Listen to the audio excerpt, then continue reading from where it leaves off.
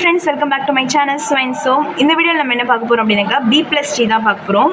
B+Tயும் B-Treeயும் வந்து more or less similar தான். But இதோட டிஃபரன்ஸ் என்ன, மேஜர் டிஃபரன்ஸ் என்ன அப்படினாக்கா நம்ம வந்து B-Treeல என்ன பண்ணோம் அப்படினாக்கா ஒரு ஓவர்ஃப்ளோ ஆயிடுச்சு அப்படினாக்கா ரூட் வேல்யூல எடுத்துட்டு போய் போடுறோமா. சோ ரூட் வேல்யூ எடுத்துட்டு போய் போடும்போது அந்த லீஃப் நோட்லயே அதோட காப்பி இருக்கும். அதான் வந்து B+T. அதான் வந்து ஒரே ஒரு டிஃபரன்ஸ். நெக்ஸ்ட் வந்து நம்ம வந்து B-Treeல வந்து linked list யூஸ் பண்ண மாட்டோம். B+Tல வந்து linked list கான்செப்ட் யூஸ் பண்ணுவோம். ஸோ இதான் வந்து B-Treeக்கும் B+Tக்கும் உள்ள மேஜர் டிஃப்ரென்ஸ். ஓகேவா? இப்போ இதோடைய ப்ராப்பர்ட்டிஸ் என்ன அப்படின்னாக்கா maximum children M, minimum children வந்து M/2. M தான் ஆல்ரெடி உங்களுக்கு B-Treeல என்னென்னு தெரிஞ்சிருக்கும். ஸோ மேக்ஸிமம் கீஸ் வந்து M-1, மினிமம் கீஸ் வந்து M/2 -1. நெக்ஸ்ட் வந்து டேட்டாவை தான் வந்து லீஃப் நோட்டில் போய் போடுவோம். நெக்ஸ்ட் வந்து லிங்க்டு லிஸ்ட் கான்செப்ட் யூஸ் பண்ணுறோம் அப்படின்னு சொல்கிறோம். ஸோ அதுதான் இங்கே சொல்லியிருக்கோம். Copy of the root is available இந்த leaf note also value will be called as keys அப்படின்னு சொல்கிறாங்க.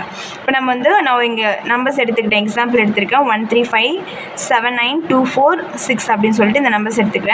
ஸோ வந்து ஃபஸ்ட்டு இன்செர்ட் ஸ்டெப் 1ல் வந்து இன்செர்ட் 1 இன்செர்ட் பண்ணுறோம். இங்கே வந்து M வேல்யூ வந்து 4. ஸோ அப்போ 3 வேல்யூஸ் தான் ஸ்டோர் பண்ண முடியும். 1 இன்செர்ட் பண்ணுறோம். ஸ்டெப் 1ல் 1 இன்செர்ட் பண்ணுங்கள். 2ல் வந்து 3 இன்செர்ட் பண்ணுங்கள். ஸோ 1 3 இன்செர்ட் பண்ணிட்டேன். நெக்ஸ்ட் இன்செர்ட் 5 வரைக்கும் இன்செர்ட் பண்ணியாச்சு. நெக்ஸ்ட் இன்செர்ட் 7 இன்செர்ட் பண்ணும்போது ஓவர்ஃப்ளோ ஆகுமா.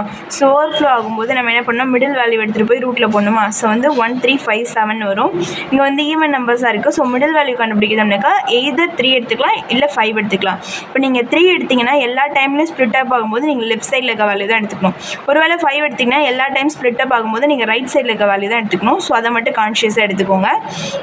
ஸோ நான் இப்போ இங்கே வந்து 5 எடுத்துக்கிட்டேன். ஏன்னா 7 இங்கே வரும். ஸோ இங்கே வந்து 5 எடுத்துக்கிட்டேன். 5 ரூட்டில் எடுத்துட்டோம் அப்படின்னாக்கா அதோடைய காப்பியும் அதோடைய லீஃப் நோடில் இருக்கும். ஸோ 5 இங்கேயும் அவைலபிளாக இருக்கா. ஸோ இதுதான் வந்து B+T. ஸோ 5 இங்கே போட்டாச்சு, 7 இன்செர்ட் போட்டாச்சு.